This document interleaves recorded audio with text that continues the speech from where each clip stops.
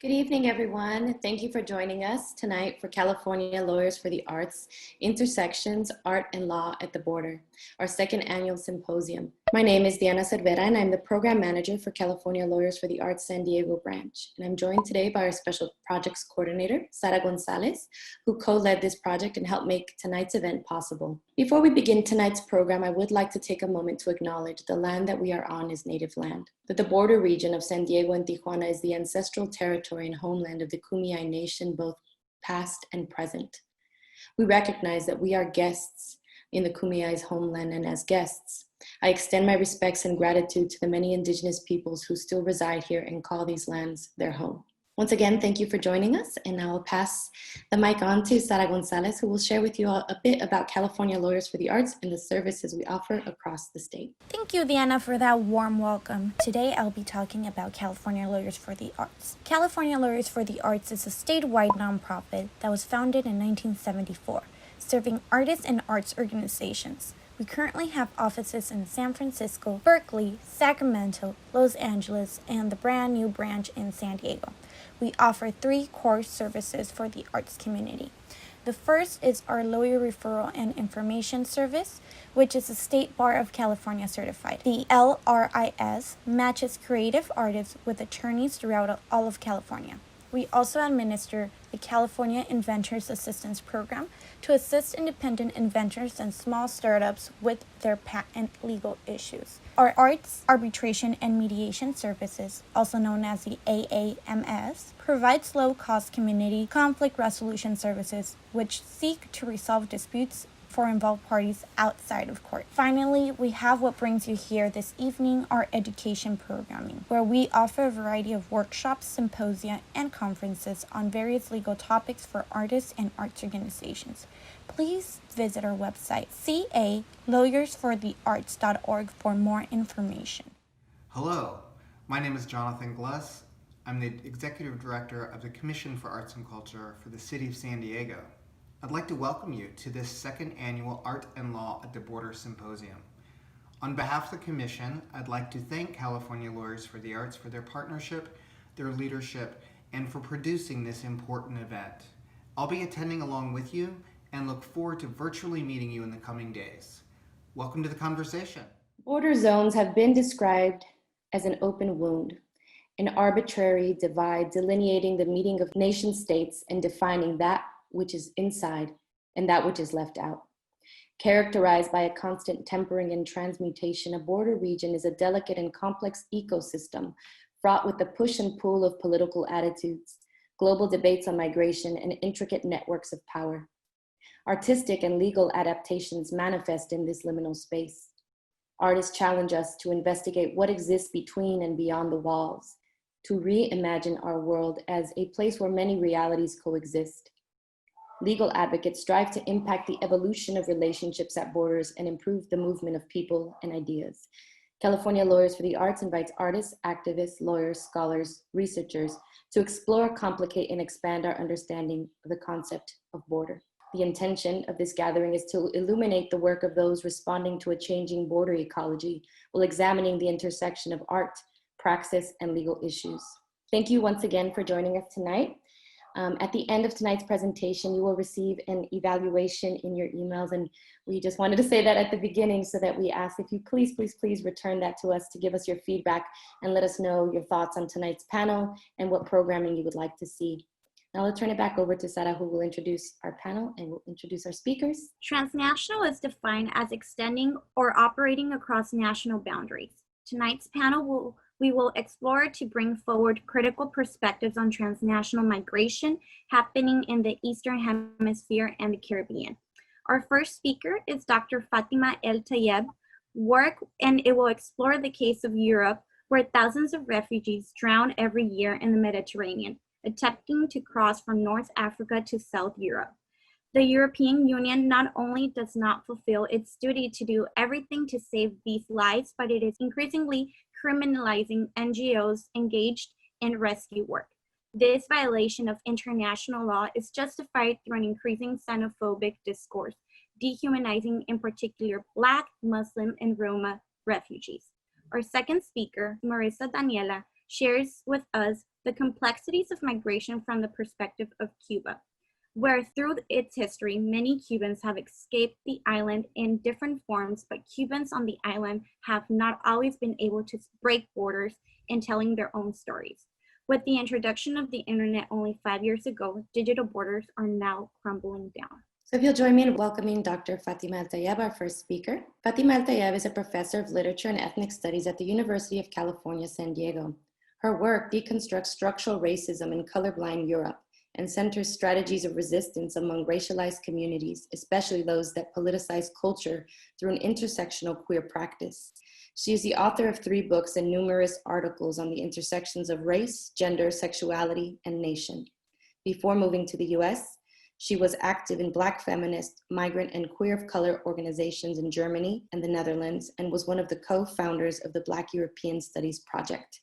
Fatima, welcome, and thank you for being with us tonight. Very glad to be here. From Sarah's intro, you can already gather that this topic is not the most uplifting one, but I'm still glad that I can talk about it today. I think many of you probably think that you don't know a lot about the situation in Europe, but I think it will become clear pretty fast that a lot of things are very similar.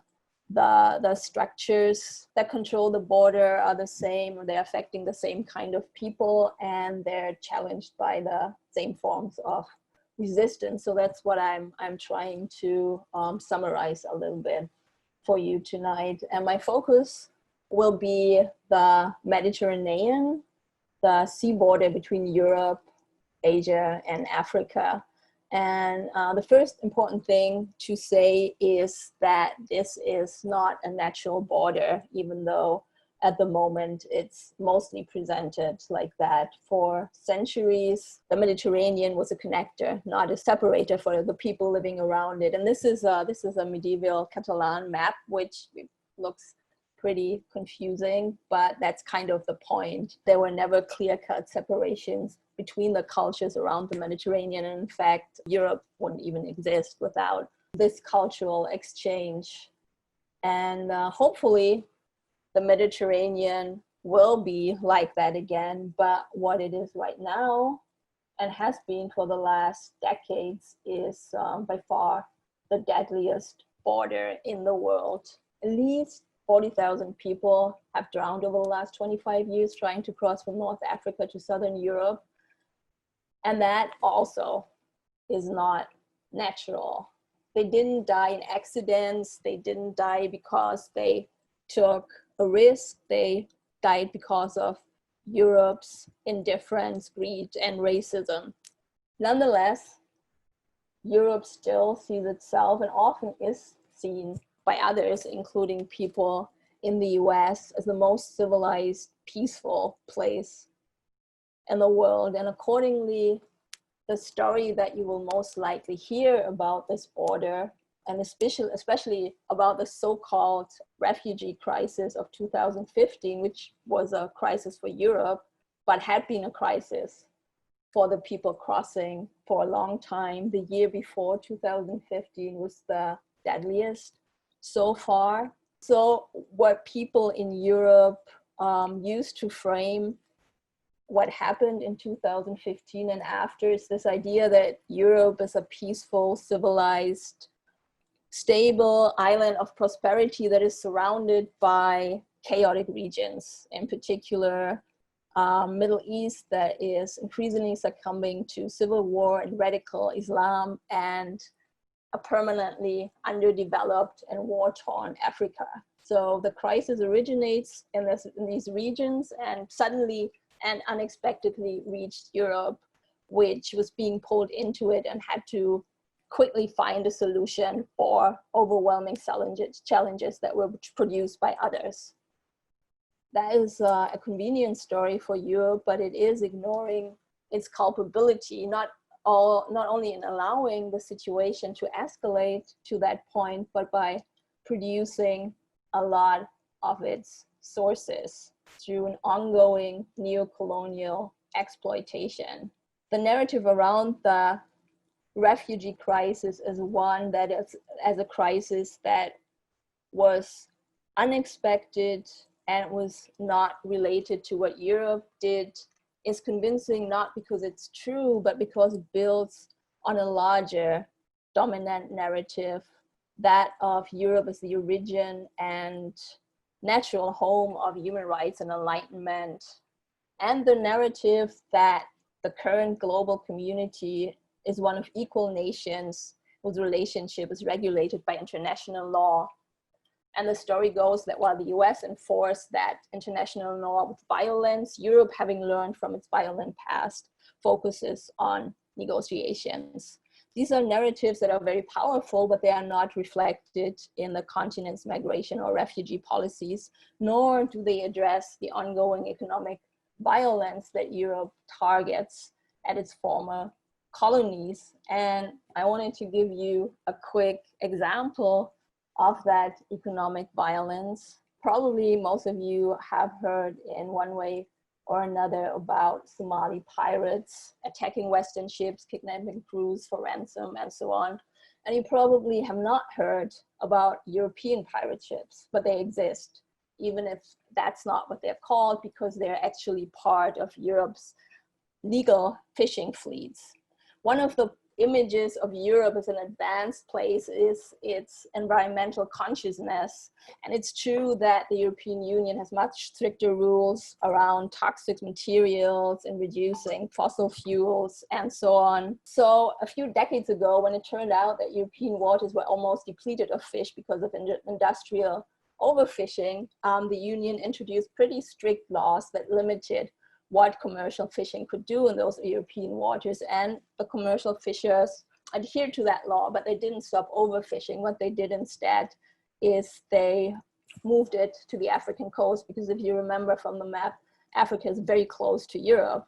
So what that means is that since a few decades, the waters that are sovereign territory of the African nations on the coasts are illegally overfished by Europeans, which is one of the major reasons for the emergence of the so-called Somali pirates. What it also did was destroy the livelihood of thousands of fishermen and women, and it destroyed regional economies that relied on fish. And of course, that practice is illegal, as the affected African nations have pointed out numerous times.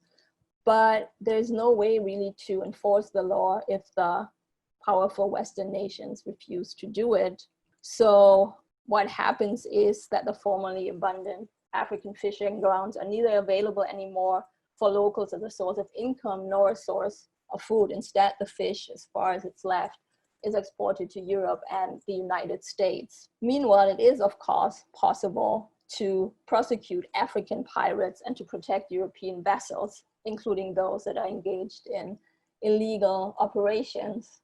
And I gave you this example not only to point out the hypocrisy of European policy, but also to emphasize the absurdity of the separation between real good refugees fleeing persecution and bad economic migrants exploiting a generous asylum system not made for the likes of them.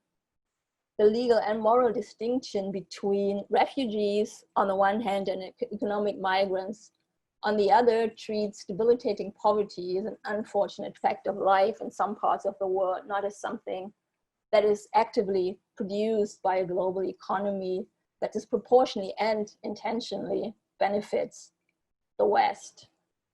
Instead, economic refugees, certainly in Europe, but also obviously here, fit into existing patterns of racialized, undeserving poor, seen as wanting to reap the fruits of someone else's labor, which incidentally is exactly what European colonialism was. And by the way, the last of Europe's colonies in Africa gained independence in the 1980s, so not so long ago. And there are actually still a couple of colonial territories in Africa, which will become important in a moment. So this narrative of an open and welcoming Europe suddenly and unexpectedly overrun by millions of people fleeing a chaos that they themselves produced by failing to reach the level of development that Europe modeled for them is covering up the long history of the creation of European wealth and stability by exploiting and destabilizing the rest of the world, in particular Africa, by classifying the vast majority of contemporary refugees who survive the crossing of the Mediterranean as undeserving. The focus is turned away from the abject failure of enlightened Europe, and it erases the culpability for the deaths of 40,000, likely many more, and the dozens dying every single day trying to reach a continent made rich by their ancestors' enslavement and kept wealthy by their ongoing exploitation. And to make that a little more concrete, I want to come back to the actual process of crossing that is undertaken, for example, by those West Africans who lost their livelihood due to European overfishing. So the closest that Europe and Africa come to each other is here at the Strait of Gibraltar, which is a very, very narrow crossing. And what fishing boats from France, Italy, Spain do is they cross here and they go down the West African coast. Boats from Germany come up here going along the Atlantic coast. And inversely, people from West Africa make the long trek up through Morocco to one of two Spanish colonies in Morocco. Two cities, Ceuta and Melilla, are still under Spanish control here. And since this is the shortest crossing, this is of course where people try to make their way into Europe. And as a result, the border by now has been extremely fortified. This is an image, unfortunately, only with German descriptions, but I think you can pretty much see what is happening. So this is, in effect, Europe's southernmost border on the African continent. So Europe's southern border is actually in Africa. And when people try to enter Europe through reaching Melilla, for example, so that they will be able to apply for asylum, they are stopped by 6 meter, about, 18 feet high fence first. If they manage to cross it, and people still try to cross every day, they reach this area, which raises an alarm, which in turn activates tear gas. If they make it through that and up this wall, they are stopped by this anti-jump thing. If they climb over that, they reach a wire fence.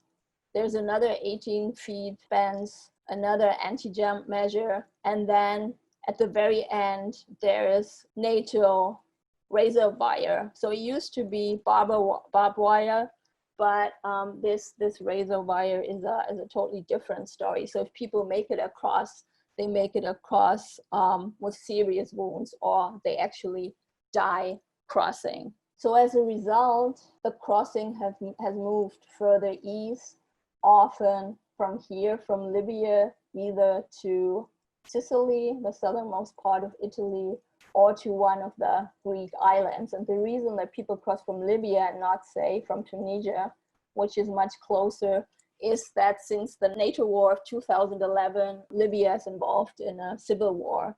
So it's a state with no functioning government, which makes it possible for people to cross the border, but it also makes life there extremely dangerous for everyone, but especially for refugees. And this crossing, which is much longer than this one, takes place in boats like this. So this boat that you see here is filling with water, which is something that regularly happens in the crossing.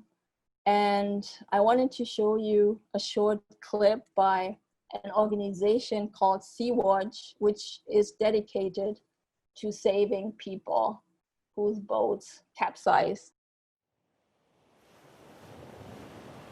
Why Sea-Watch? The sea and its rules.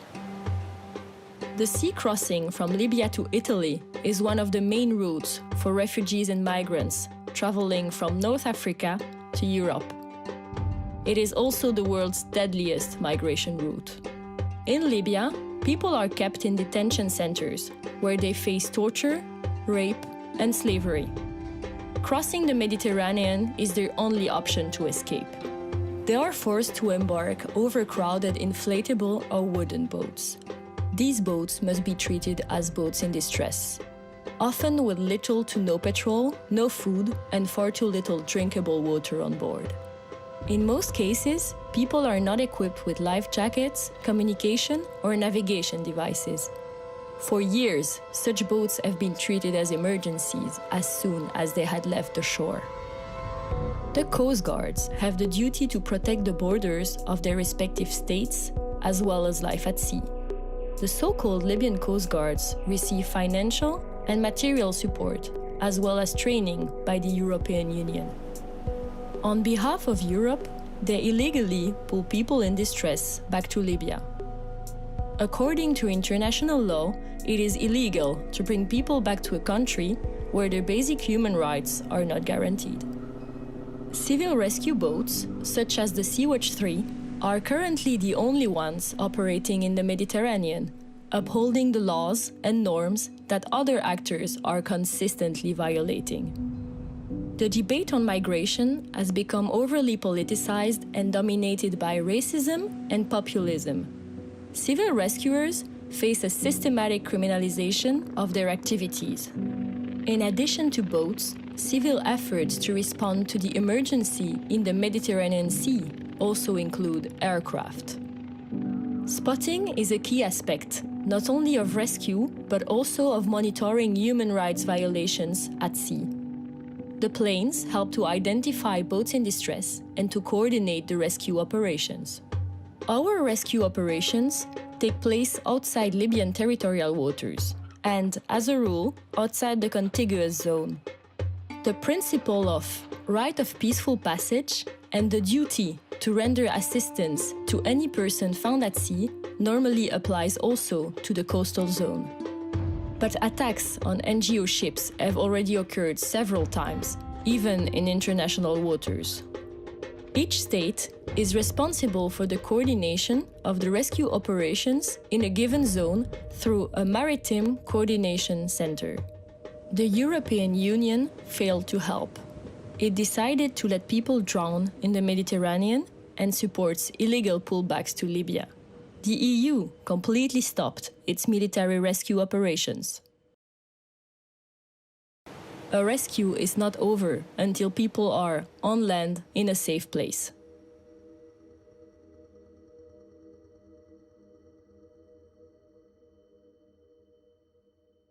So to repeat, thousands of people try every day to cross the Mediterranean. Everybody knows that. The European Coast Guards monitor it, but they do not save people. And it's entirely up to a few activist groups to save people. And the one that produced this video, Sea-Watch, works together with two other groups, Alarm Phone and Watch the Med. And their system works pretty smoothly based on the fact that the most important possession of every refugee is a cell phone. The cell phone is the way to stay in touch with people at home. It's the way to figure out where you're going, what the conditions are. So it's pretty likely that at least one person on every boat that crosses has access to a cell phone. So Alarm Phone was founded in 2014 in Germany originally. It has people across the world, but mainly in Europe and North Africa. And what the activists do is they go to refugee camps in Turkey, in Libya, and they hand out their emergency number. And what refugees who make the crossing do if their boat capsizes or if they are abandoned by the people they paid for the journey is to call that number. And the people who answering those phones don't need anything and actually don't have any resources other than a phone. But there's always someone to be reached because people can do that from everywhere in the world. We could do that from here in San Diego. Actually, if we would do that, then during our day, it would be night in the Mediterranean, which is actually the most dangerous time for a crossing and the one when most help is needed. So if people get a call they immediately inform the closest Coast Guard who is legally required to save those people, but more and more that doesn't happen.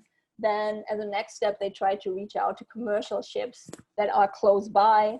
And if that doesn't work, there is Sea-Watch, which right now has 3 boats and 1 small plane. And Sea-Watch picks up people, brings them on the boat, gives them food, water, hygienic products, and urgent medical care, and then hands them over to Greek, Maltese, or Italian authorities if they're allowed to land. And this is done with the help of other groups such as Watch the Med, which monitors the most trafficked routes across the Mediterranean, also commercial routes, trying to figure out where exactly the boats are located, because in most cases, people on the boats have no idea where they are. So this is, I think, a pretty effective, essential, and accessible form of transnational organizing that literally saves lives every day. And as I mentioned, this is the only form of rescue that exists in the Mediterranean. It wasn't always like that. And between October 2013 and October 2014, the Italian Navy saved more than 150,000 people from drowning in the Mediterranean. That was the Italian government's so-called Mare Nostrum initiative, which started after, on a single day in 2013, on October 3rd, the Italian Coast Guard recovered the bodies of 360 people who had drowned. And it's very likely that around 140 died on that same day. But that rescue operation was costly, and the EU not only rejected Italy's pleas for financial support, but they stopped Mare Nostrum and replaced it with Frontex, which is the European Union border police that still exists in these days, is mainly busy preventing Sea-Watch and other boats from saving migrants. The European refugee and migrant policies are coordinated on the European level, but European agreements stipulate that refugees are the responsibility of the country that they first land in. So that means in the case of Europe, that the southernmost nations, mostly Greece and Italy, which already are among the poorest nations in Europe, have a disproportionate burden. And Italy right now, or for the last years, has a nationalist, racist government that does not allow refugees or rescue ships to even land on its shores. Again, this is something that is completely illegal, but nonetheless it happens. And as a result, it happened a few times that already sick and weak people were stuck on the sea for weeks. And when the boats, the Sea-Watch, tried to land anyway, its captain was arrested. Greece, which is the poorest European nation, houses the continent's largest migrant detention centers. The biggest is Moria on the island of Lesbos, where right now 20,000 people are imprisoned in an open air camp that was built for 3,000, and they live in tents without heat, without running water. So the conditions are already absolutely unbearable on every level, without even considering the threat of COVID. If we don't have accessibility to the water, how can we disinfect our hands just with soap? The refugees are really afraid of this dangerous virus.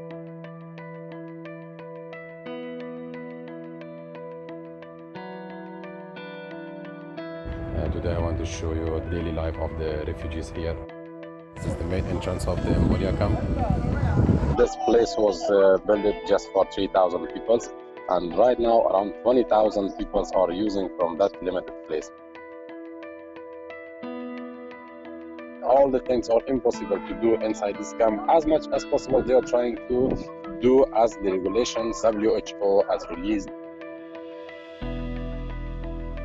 We don't have accessibility to the 24-hour running water. The water is just limited, very limited. 2 hours in the morning, maybe 1 hour at noon, and half hour at the evening.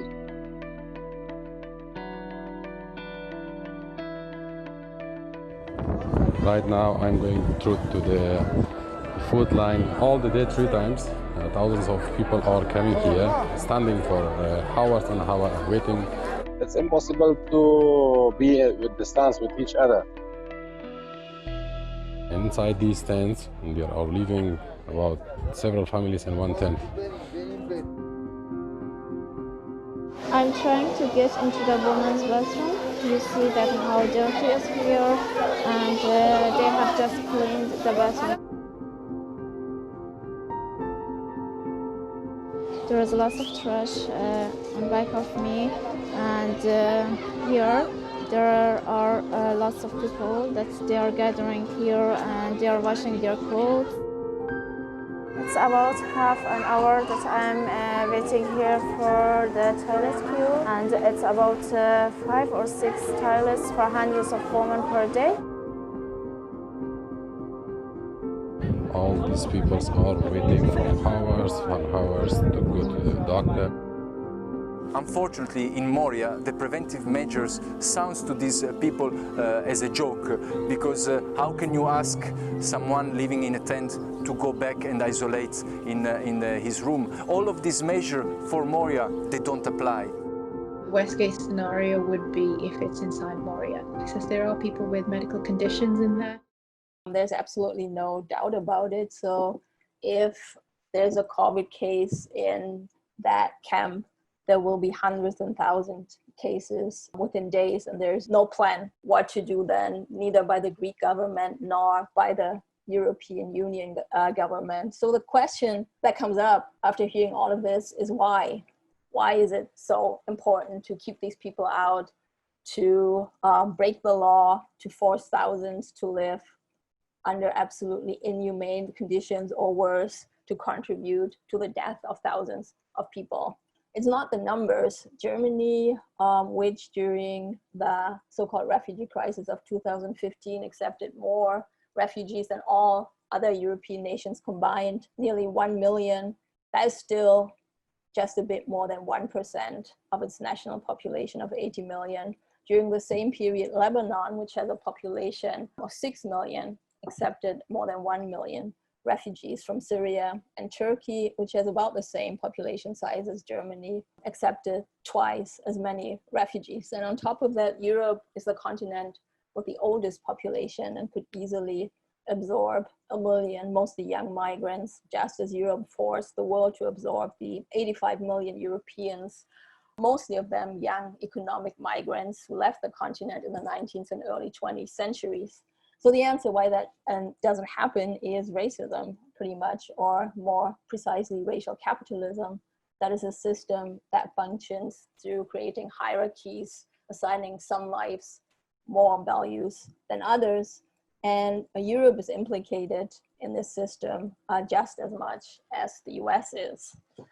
Here in the US, racial slavery and the dispossession and genocide of native peoples was foundational for the nation. In Europe, it was and still is the racializing of religion and colonialism that shaped the continental identity. And that makes African Muslims and their descendants primary targets of European racism. North and sub-Saharan Africans make up the majority of the people who cross the Mediterranean and the majority of the people dying. Here you can see the largest number of deaths are basically unidentified, categorized as mixed or unknown, but the majority of them is most likely from Africa, and by far the largest identified group of victims are Africans. And if you remember from the Sea-Watch clip, the slogan that the journey isn't over until the refugee reach a safe space, arriving in Europe does not mean reaching a safe space. I think the images from the Moria camp made that pretty clear, and it continues over generations.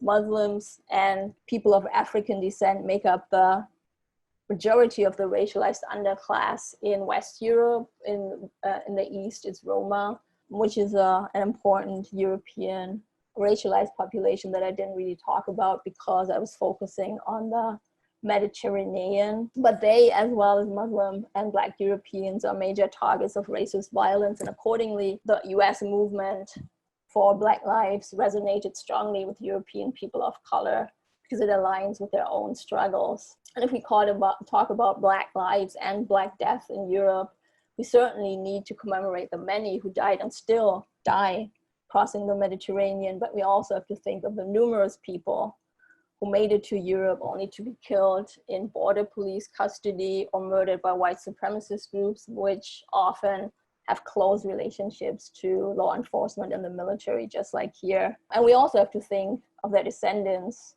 Black and Muslim Europeans, targeted daily by racist violence. So the challenge in all this here and in Europe and elsewhere is to attack this racist system in a way that both honors Black death and affirms Black lives. So what I want to do is to end with a couple of brief examples that show how people of color in Europe use art to do this. And marginalized communities often turn to art forms that don't require a lot of resources and that are not highly valued in society and therefore not safeguarded against them. And the example that I wanted to show you is one that is an important part of hip hop culture, but is often a little bit marginal, namely graffiti, which is both a form of public art, but also, and this is, I think, especially important here, a form of visible collective memory for communities whose stories are not included in mainstream news or in history books.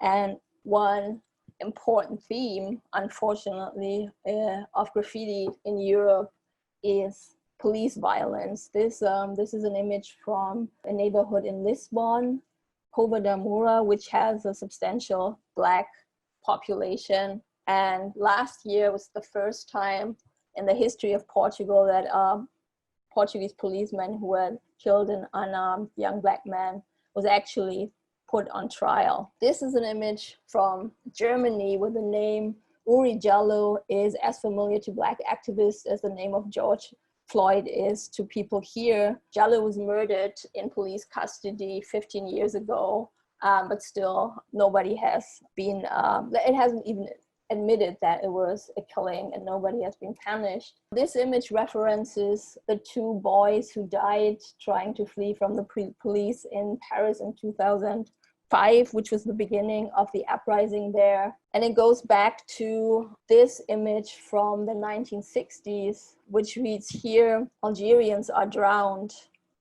So the drowning of Africans in Europe is not a new story. This one references, this graffiti references the murder of around 400 Algerian men in October 1961 at the height of the Algerian War of Independence from France. And Paris introduced a curfew for Algerians.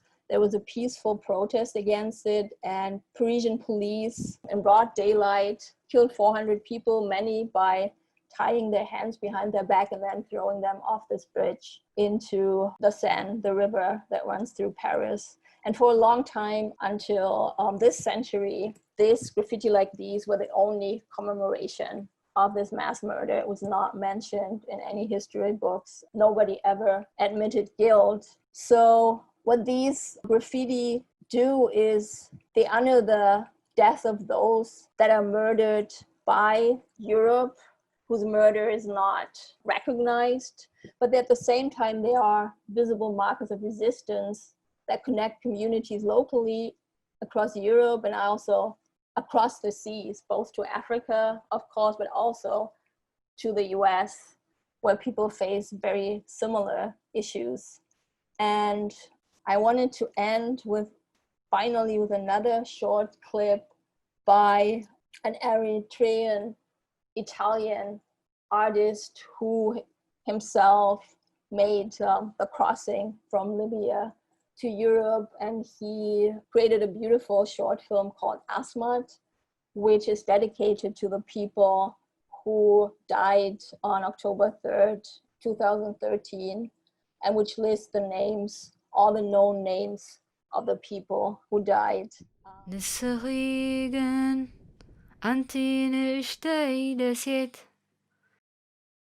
ሕቶና ንዓኺ ኣይኽበድኪ ካብ መጠን ንላዕሊ ዓቅቢ ፍጥረትኪ ከም ቀደምኪ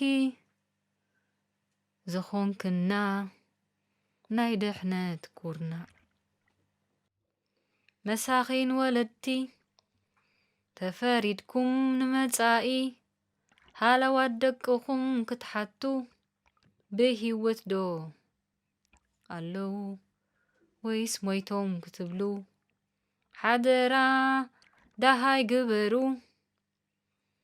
ኣብ መቓምቕ ባዕሪ ከይህልዉ ጸውዕዎም እንተመለሱ እንተሰምዑ ተንትንሎም ትርጉም ኣስማቶም ንዘለዓለም ኣድምጽዎም ኣስማቶም ንዘለዓለም ኣድምጽዎም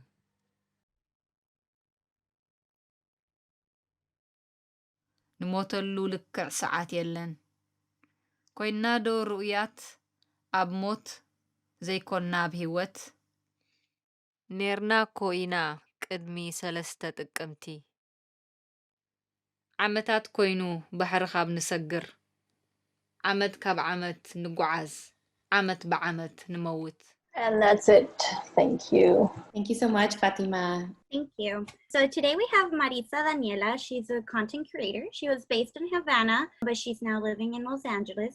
She has used social media as a tool to tell the everyday stories of Cubans who never had the opportunity to do so. She also is a creator of Marimundo, where she offers personal insights about Cuba and its socio-economic reality to help travelers gain cultural consciousness in their stay on the island. And her work has been featured on Forbes and CNN. Passing on the mic now to Marisa. Hello. Hi, everyone. Buenas tardes. Good afternoon. You know, when Sana reached out to me to do this, to be a presenter on this panel, the first thing I thought about was, what am I going to talk about? You know, like I just thought arts at the border. I automatically assumed physical borders, Canada, and of course, Mexico. And it didn't take me long to figure out that, you know, Cuba is a unique situation. Cuba is, of course, an island in the Caribbean, and we're only 90 miles away from US.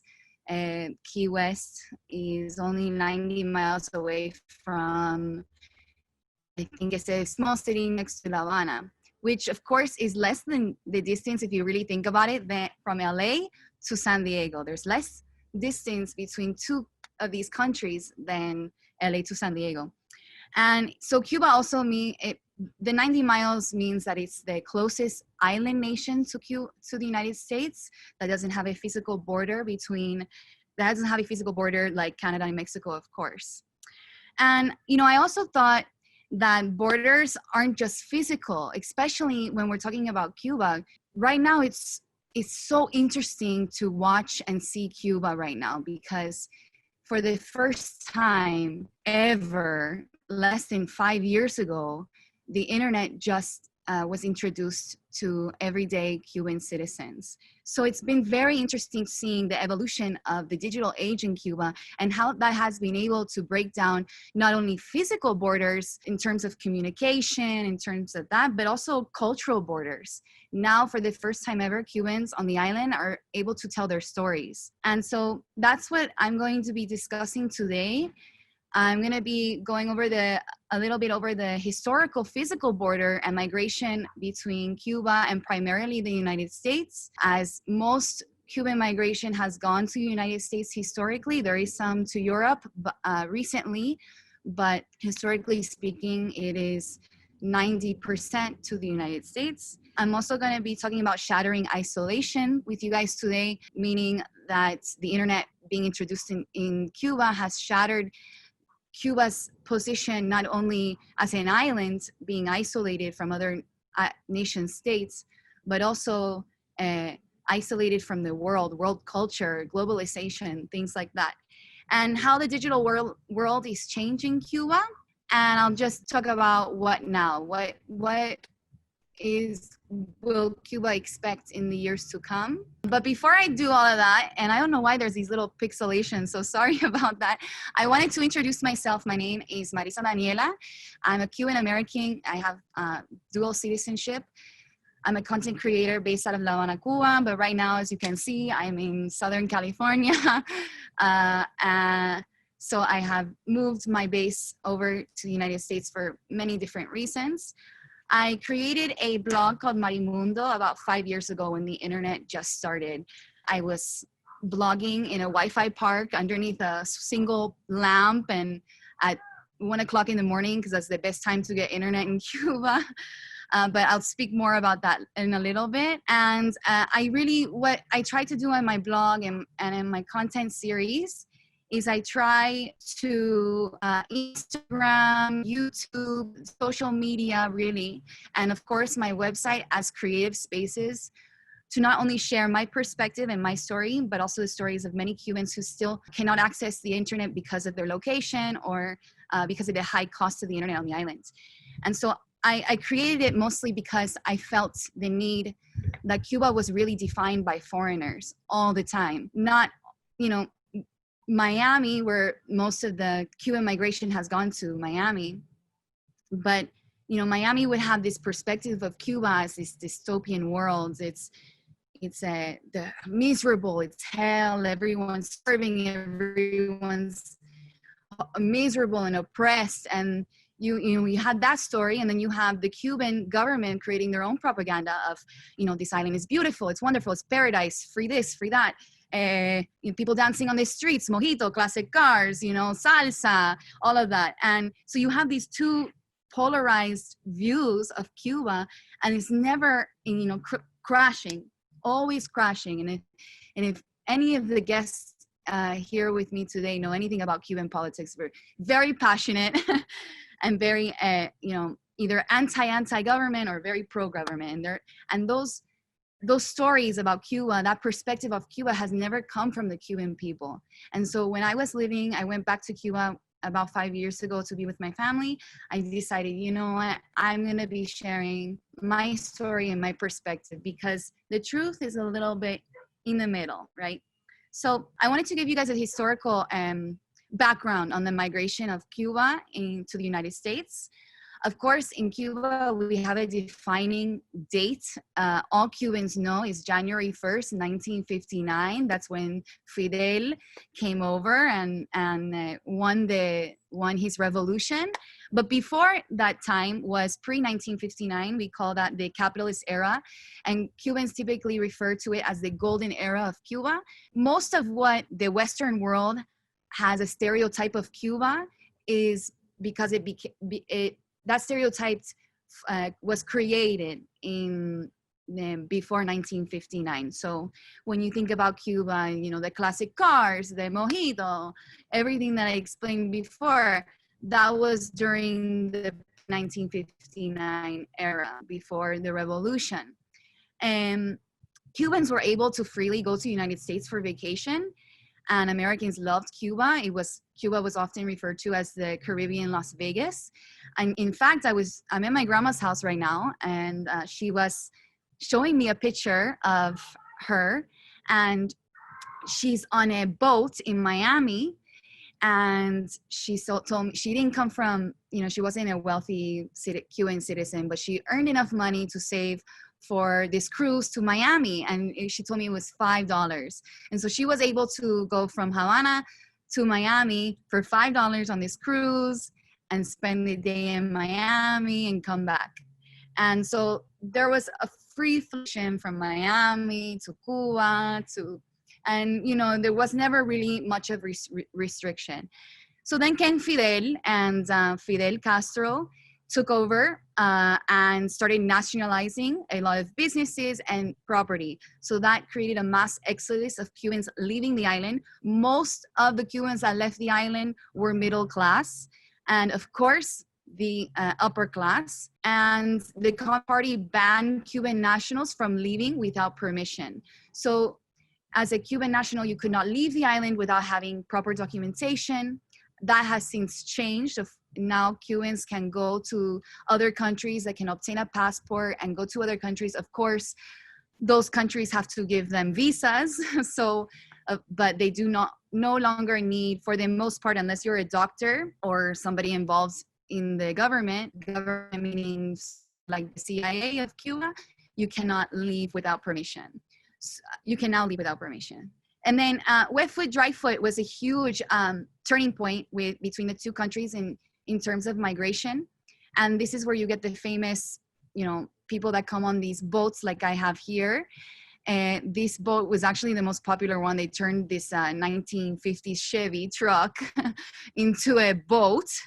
Cuban ingenuity at its finest, creativity. And wet foot, dry foot was a result of the Cuban economy collapsing. Cuba and the Soviet Union were very good partners. The Soviet Union would pump in around $3 million to the Cuban economy every single day. And when the Soviet Union collapsed, of course, so did Cuba. So overnight, they went from having any products you can have in the store, Cubans able to afford any sort of product that they want, to ultimately being, in food queues, and there's no food, there's nothing. And we call this time the special period. And during the special period, a lot of people went hungry. A lot of people, there were no jobs. There was the economic situation was really bad. So you see a lot of people trying to escape Cuba in these boats. So the US government decided to create this wet foot, dry foot, which allowed Cubans, the moment that they touched US territory, they were immune and they received residency on the spot and under the Cuban Adjustment Act. I have it here under CAA. So Cubans were granted special privileges that no other immigrant in the world had in terms of US immigration. And so then we have Obama that he announced in 2014, he would warm relations between the two countries, which was huge. I mean, here we have two countries and tension so high. One has put an embargo on the other. And in the first time in 60 years and the first time in 90 years, a US president stepped foot in Cuba and they opened up the US embassy in Havana. But as a result of those talks, Obama ended wet foot, dry foot. So he ended those special privileges. However, the Cuban Adjustment Act is still exists today. But he did end wet foot, dry foot, which meant the moment a Cuban touched ground that they were legal. So as of now, if a Cuban tries to cross, they would be considered illegal. And I forgot to note that in this wet foot, dry foot period, there's an estimated 200,000 Cubans who left Cuba. That is a rough estimate. And they're saying there's about 75,000 Cubans who died during the years of, we call them balseros. So there's many Cubans who died during that those years between the 1990s and 2016. And then, of course, what I'm focusing on today, the internet. So for the first time ever, the internet was introduced by the government to ordinary citizens on the island. Well, now I'm talking about shattering isolation. So that the introduction of the internet shattered the isolation that Cuba once had before. And before 2015, all of the state media, all of communication, all information was controlled by the state. So you have many Cubans who had no access to the internet, as internet was only afforded in hotels. Before, the only people that could gain internet was people at the hotel, like tourists in the hotel. And for much of that time, Cubans were not permitted inside of hotels. So after the government introduced the internet in 2015, we designated Wi-Fi spots. So that's where I started my blog. I started my blog in this little park. I had one Wi-Fi signal. It was in the corner, like over there. And I had to be like this. And it was at $2 an hour, which is super, super expensive for Cubans. The average Cuban salary on the island is $40, not a day, not an hour, a month. So as you can imagine, spending $2 an hour, just 1 hour, is really, really expensive.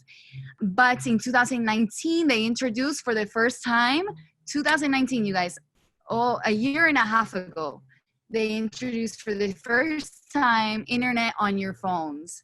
So now you see people walking around Havana, talking like this, like Americans do at the dinner table. But yeah, it's only been a year and a half, and that internet on the cell phone is super expensive as well.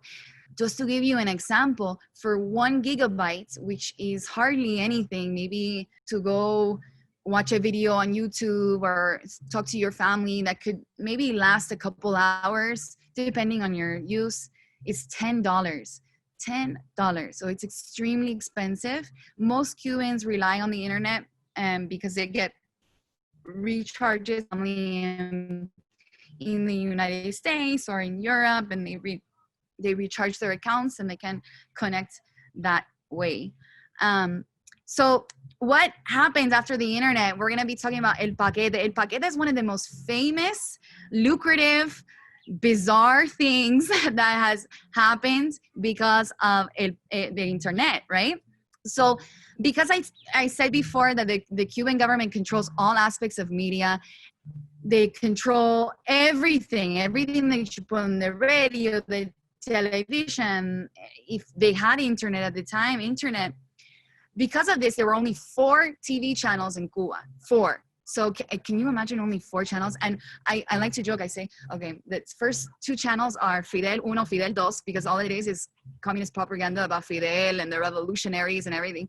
And then there's a news channel, there's a sports channel, and then there's a movie channel that switches into kids, muñecos, which are cartoons. Sorry, I have bilingual mind. So if you can imagine, I mean, not much selection, the quality isn't great, it's kind of boring. So because the internet, somebody years ago, back in 2013, somebody had access to, I'm assuming, nobody really knows, internet at a hotel. And because of that, they started downloading content, putting it on a hard drive, and distributing it to the entire island every single week. El Paquete, which is called the package, is the Netflix of Cuba, the Hulu, the Amazon Prime, the MTV. It has content, it has movie shows, it has magazines, it has television shows, Keeping Up with the Kardashians, Game of Thrones, you name it. It has movies, it has documentaries, it has anything that you can consume digitally. It has it, even YouTube videos, they have it on there. It's crazy.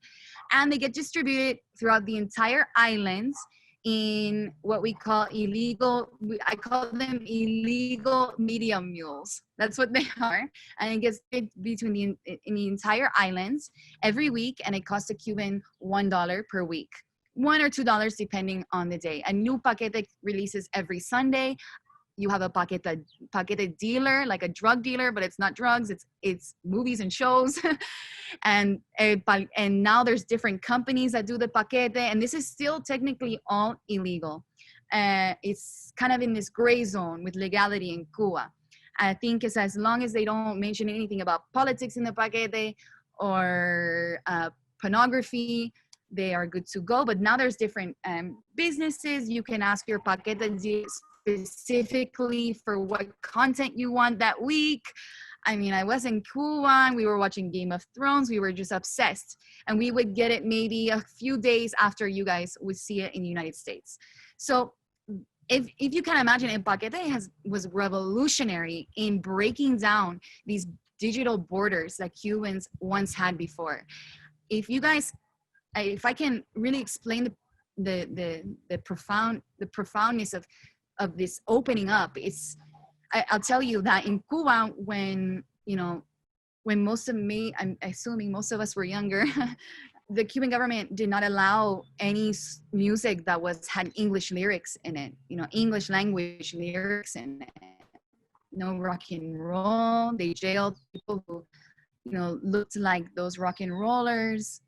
And so as you can imagine, the paquete just was revolutionary in bringing American content that Cubans had never seen before onto the television screens in many Cuban homes. Which brings me to how digital borders are changing in Cuba. And that's me, it's social media. I'll talk about social media and social media has been huge in Cuba.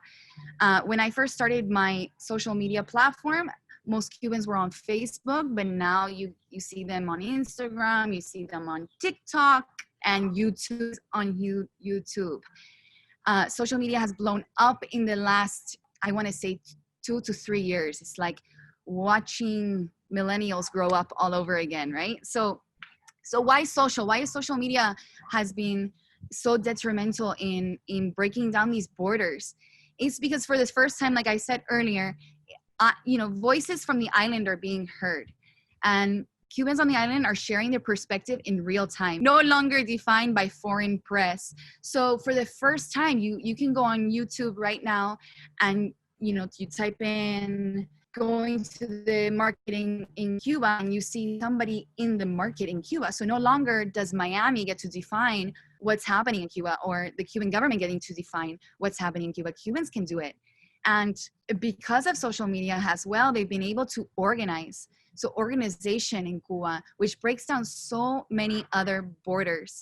If you can imagine, because the Cuban government has controlled so much of the information in Cuba, Cubans on the island don't know what's happening inside of their own country. So for example, my family, and I'm from Pinar del Rio, which is a province on the western side. I have no idea what is happening in Havana, before the internet and before social media. I had no idea if there was a protest, if there was people getting shot or anything, any sorts of news on the island. You had no idea because you were confined to what the Cuban national news said, and that was it. There was no municipality, how here in the United States you have the LA news, the Phoenix news, the New York news, none of that. It's all one news.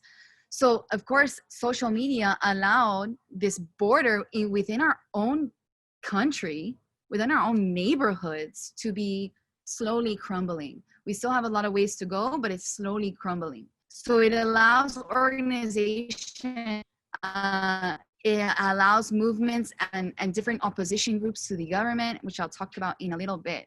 So here are some voices for you guys. I wanted to show you a little bit of examples. So here you have in YouTube, the reality of Cuba, you see right here.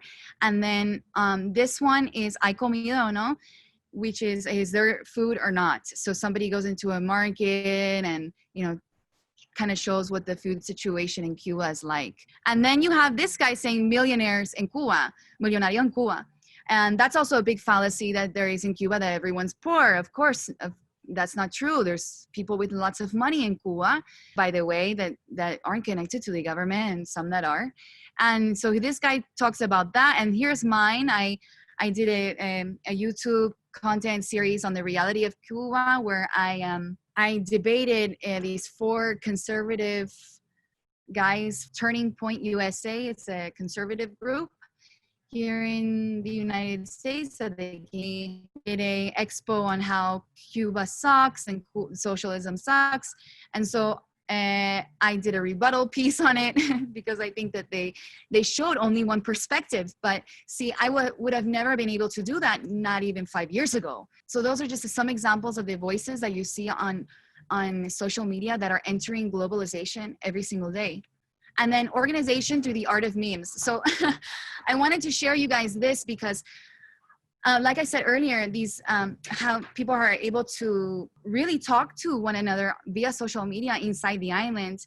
Now, through the artistic side of creating a meme, we are able to poke fun of the government. The first time that has ever happened in Cuba. I mean, people would never have done this before, especially under when Fidel was still in control. But now you see people making fun. So I'll explain to you guys a little bit.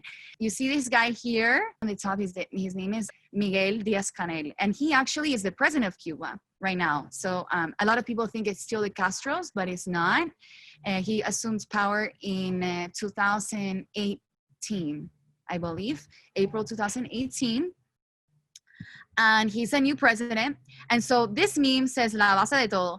He has a lemon, and this was because he went on state national television recently, maybe 2 or 3 months ago, this meme was created, and different memes about this was created, that he said, there's no milk, our children have no milk in Cuba, but at least they have lemonade.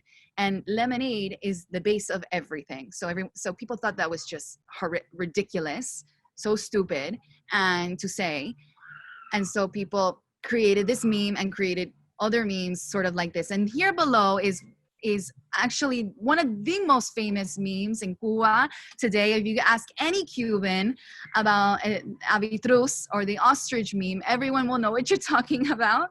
And that is because this man here, you see him here, this older gentleman, is a comandante, which means he fought with Fidel for the revolution. And he's about 92 or 93 years old now. And he said on state television that, hey, there's no food, but I think we should import ostriches from South Africa into Cuba because they populate easily, they have good meat, and they have big enough eggs for a family. And people just went like ridiculously wild. It went viral. And actually, because of that meme, if you, comedy series on Cuba every Monday nights was trying to make fun of it, and one of the guys got seriously censored because of this meme. He was not allowed to participate on the show for a few months, and it's a comedy show. It's very famous in Cuba, and they kind of make fun of what's happening in Cuba today. And that meme got him in big trouble. So as you can see, this is, these memes not only are for the Cubans inside the island, but also Cubans outside the island to make fun of the government. This never happened before. And most of these memes are interchanged between Miami Cubans, primarily Miami Cubans, and Cubans on the island, and they're just sharing this content and this information and joking, and the joking is like a criticism of the government. And like I said, first time ever in 60 years under our dictatorship, and it is a dictatorship, that this has happened. So also, of course, we have Organization for Change, and that's me. And I wanted to show this picture because this is a particularly historical protest that happened in Cuba for gay rights. It was the first protest that was not approved by the government, and because you have to get protests approved by the government in Cuba, and it was monumental. I mean, there was people who got arrested right in front of the foreign press, right in front of tourists, right in front of all of our eyes. I didn't know it at the time, but it was very historical. And we went out there, we protested for gay rights peacefully, just marched down a main street in La Habana, and people were arrested. But this would have never happened. I would have never known about this protest if it wasn't for social media. This was completely organized digitally. So not only was it the first unauthorized protest in Cuba, major protest in Cuba, but it was also the first one that was pretty majorly organized via social media. So it was pretty historic to be a part of.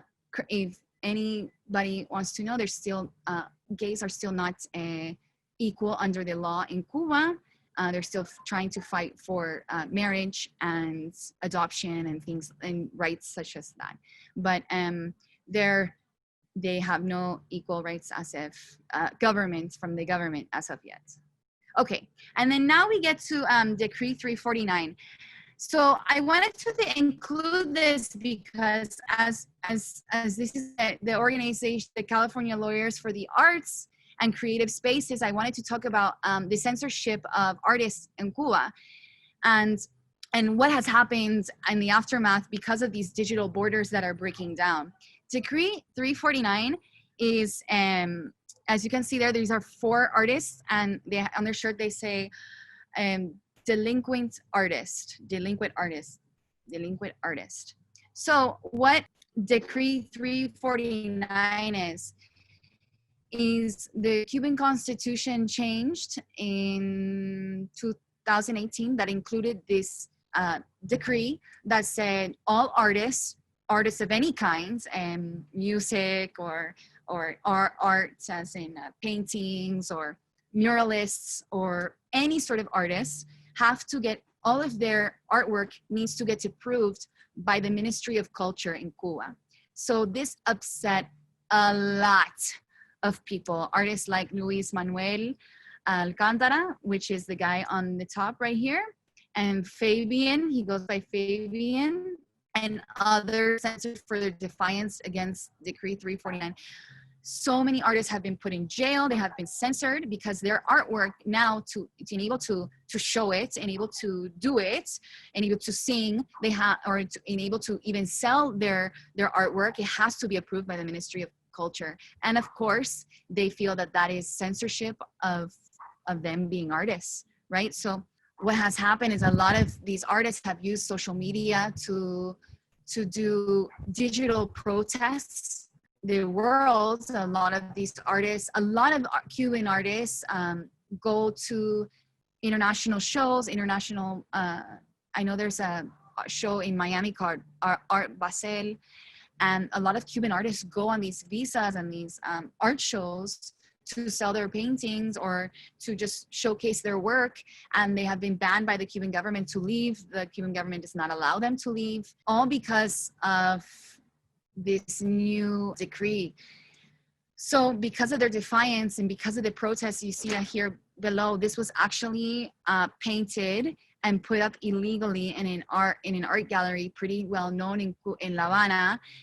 This guy got censored pretty heavily. He's not allowed to leave Cuba because, of course, as if you can see, this bottom painting is, you know, like, here's the government, the death guy coming, and 349. So a lot of people got very seriously censored because of what was going on.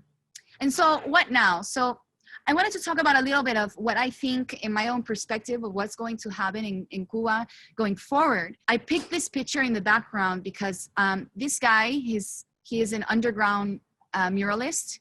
And up to recently, I mean, people know who he is now, but up to recently, nobody knew who he was. And he paints these guys here. I got to talk to him about, I chose this picture because I took it, and I wanted to know what he thought about this. And he specifically tells me that he creates art so that people can decide what the art means to them. So, because he thinks that in Cuba, a lot of the times, people tell you what you need to think. So he wants you to think whatever you want to think. But he told me, you know, here he is a Cuban, a masked Cuban, thinking about money, thinking about anywhere, you know, leaving the islands, which is, you know, a huge, that's the Cuban dream in Cuba, as sad as that is to leave the island, about a house, about, you know, being anywhere else but Cuba. And he paints this in the middle of La Habana. And so I chose that because I thought that was really telling, that picture, because it describes where I think Cuba is going today. I often tell my people, the people who follow me, is that I have never been directly censored in Cuba. And sometimes I get very ballsy, to put it lightly. And, you know, there are times I get very scared, I get worried. Sometimes I delete things because I think twice, oh, I shouldn't say that. And it's real. The being scared is real in Cuba. And I've put my family in a lot of risks because of it. But even though I have never been directly censored in Cuba, I feel, you know, I could say anything and somebody can misconstrue it wrongly or in a different way than I had meant it to be. As I see now in Cuba, what's really happening is that these borders of knowledge being shared between the both countries are really, really starting to crumble. And it's within this information with the internet, the digital internet age that we have all been accustomed to now, that these borders are slowly crumbling. And in Cuba, what I see today is a lot more people being more liberalized in their thinking, more not afraid to out loud. And I forgot, I apologize, I forgot to add a slide on here that I was going to share with you, is that today in Miami, there's a show called Alexander Otaola. And what Alexander Otaola is, he's a very controversial figure in the Cuban community. And what he does is he allows Cubans to share their content anonymously. So if a Cuban, goes onto the street and uses their cell phone and records the police brutality in Cuba, which there is a lot, or records any sort of abuse, Cubans are allowed to now upload it to the portal and anonymously, and this guy will, comment. Of course, he has his own opinions about Cuba and the embargo and everything like that, but which makes him very controversial. But it has allowed a space where now Cubans are able to become citizen journalists, which is incredible if you consider the history of Cuba, if you consider the dictatorship of Cuba, if you consider the control, the lack of information coming out and the lack of information coming in of Cuba. So what I see today is I have seen an explosion of social media creators on YouTube, creators in the music space, in the artist space, now creating these paintings that leave you thinking, what do they mean? What are they talking about? And with every video that's being uploaded, with every comment on social media that falls between the cracks of the Cuban censorship, allows more people to get more courage of talking about things, hard topics in Cuba that we have to address and change moving forward. I'll leave you guys on this note, is that, and it's just a brief little story that I have about one of the examples of all these borders collapsing, which to me is a little funny, but I'll explain to you. Is my partner is still currently in Cuba because of the immigration ban that Trump has put. We have not been able to get the visa, and so that is still up in limbo. But about, I would say 3 years ago, I was talking to him and we got on the conversation of North Korea. And so everyone here I'm sure knows a little bit about North Korea, that North Korea is, one of the most brutal dictatorships in the entire world, extremely hermit country. I mean, if Cuba was bad, North Korea takes it to another level bad. And so I was explaining to him, all these things I knew about North Korea. Guys can only get certain types of haircuts and all this and that. And he was like, Mari, that is all hyperbole from your American capitalism. They're just making that up. You guys always make things up, and you guys always, tell anyone that's the bad guy, that they're this and they're that. He just didn't believe me. And so one week the paquete comes in, and I noticed the paquete has a documentary that they put in there from National Geographic about North Korea. And I was like, this guy now. So we watch it, and he goes, Mari, Marisa, wow, you were right. I can't believe it. Cubans don't know anything about North Korea. They don't even, I don't even know if they know where it is on the map. So he's like, wow, I didn't know that was happening. I just, they never talk about North Korea here. And that's just he was mind blown. He was just mind blown about this documentary that we watched together. And that is just one of the many, of the millions of examples of everyday change, everyday crumbling of the borders, not only physically, but also culturally as well within the globalized digital age. So I'll end on that, and gracias, and thank you for having me on the panel. If there's any questions, let me know. Thank you, Marisa. Thank you so much.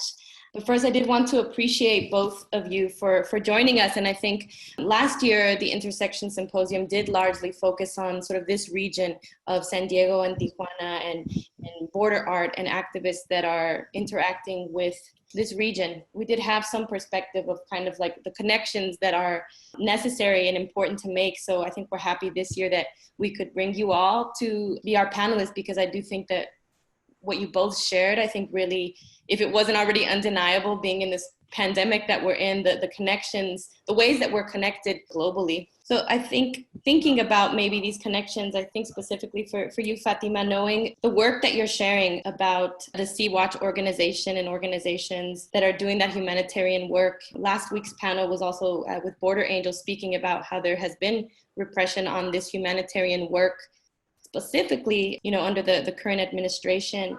So I don't know if, I know that you are active in this region as well. If you have any insights or anything you'd like to share regarding just connections to those two sites where it seems that there is a very similar thing happening, but our landscape and our geography is very different. We're in the water in one and we're in the desert in another. So just any insights or anything you've noticed that you would like to share or compare based on your experience here in this border region? Well, as I sort of indicated when I was giving my presentation, I think there are a lot of similarities because the structures are the same.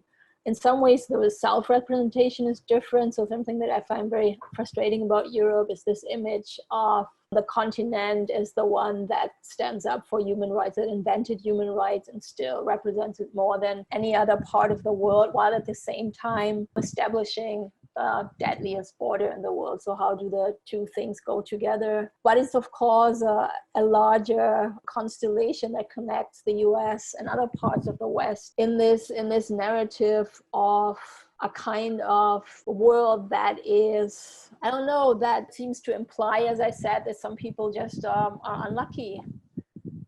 And that is too bad, but that the West has no responsibility. And that question of not only having responsibility, but actively producing the misery of other people is something that is challenged in both places. And the interesting thing, I think, about these groups that single-handedly really have taken over the rescue in the Mediterranean, and there are smaller groups, and actually smaller groups and individuals who save people are in an even worse situation. The captain of the Sea-Watch who was arrested was released after a while, but people have gone to jail for years because there are laws against people smuggling, whatever. So people actually trying to save people are criminalized and are punished. And I think what is happening right now here is a sustained challenge by the movement for Black Lives to this whole notion of criminal justice, which of course is absolutely criminal injustice, which is reflected in the migration system. And this is something that is connected here, but also in Europe. So to come back to social media, it's possible to see those connections and to interact. And I think that gives, I don't know how it is here in Europe, I think a lot of momentum comes out of seeing what is happening in the US. And the frustrating thing sometimes is that it's not so much both ways, that people here in the US don't really know what's happening in the rest of the world. So thank you again for organizing this panel. It's really great. Yeah, I was going to say, just as you're speaking, I think it's just so striking, almost like some of the things you're sharing are very, very, very similar to the panelists last week that were talking about the deserts, right? Like I said, it's just a different geography, but I think that is definitely an important note to remember, like, why isn't it reciprocal in the terms of like so many, and maybe it is sort of what you were sharing, Marisa, the phenomenon of social media, being mass produced on this like crazy level from the US to the world kind of mediates a perception, but it's not always consumed in the other direction, maybe like from Europe. And I know now Cuba is starting to, as you shared, Marisa, be able to transmit what is actually happening there. There is one question for you, Marisa, for Mari. It was interesting to hear about worries about posting something too political, because internet is widely available to extended family in Cuba. We sometimes speak about the political landscape, and I am always eager to learn directly from them. However, am I putting anyone at risk by doing this?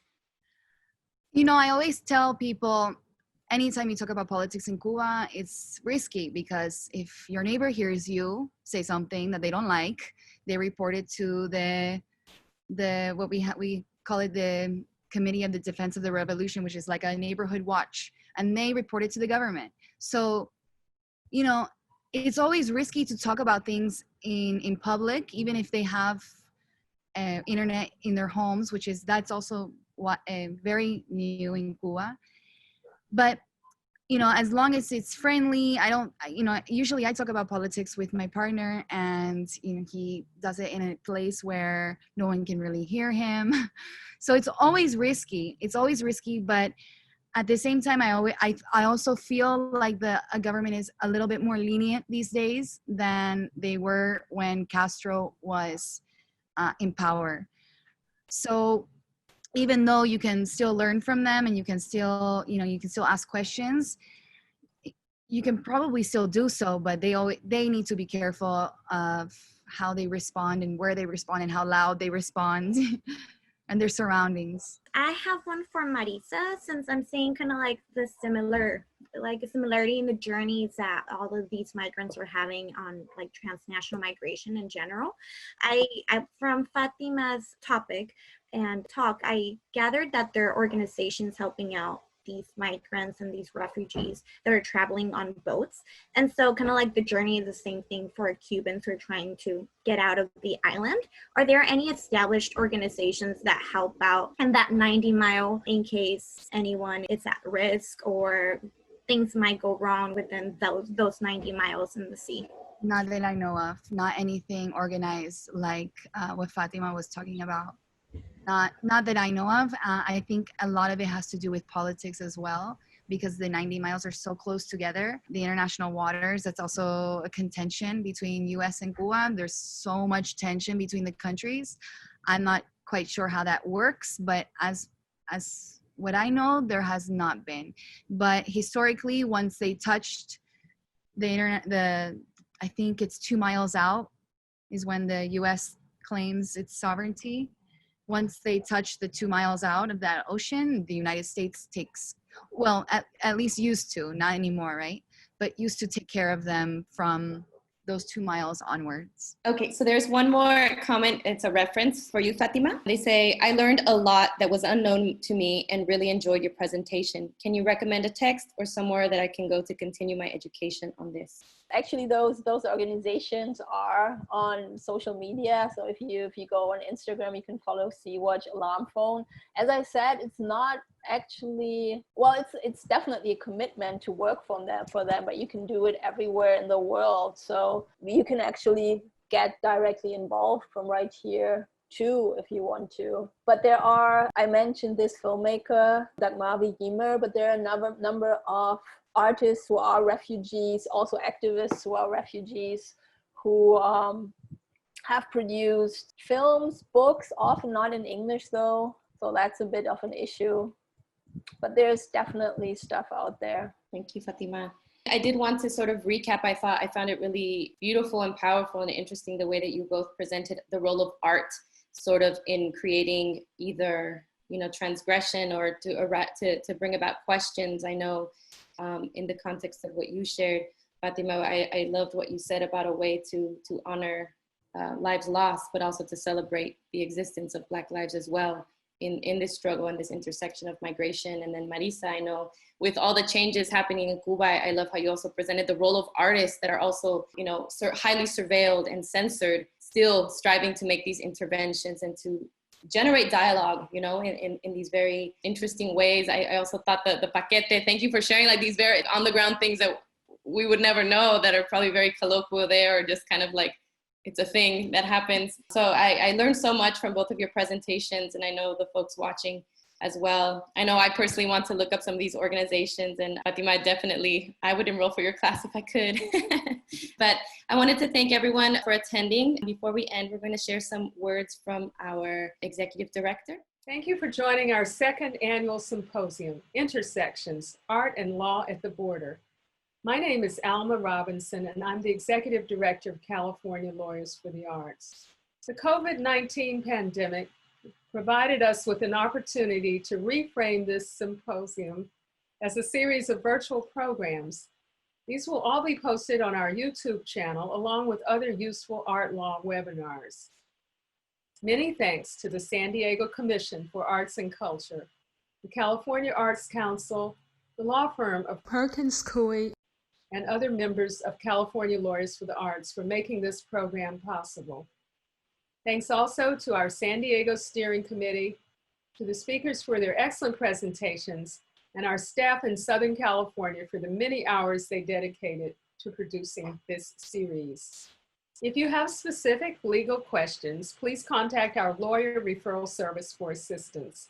We also offer a range of alternative dispute resolution services and an ongoing schedule of educational programs on various legal and business topics. I hope that you've enjoyed tonight's program and encourage you to browse our website for future programs and other information, including a list of COVID-related relief resources. Please consider joining CLA in order to help support our work as we advocate for the arts as an essential sector of our society. Thank you for your participation.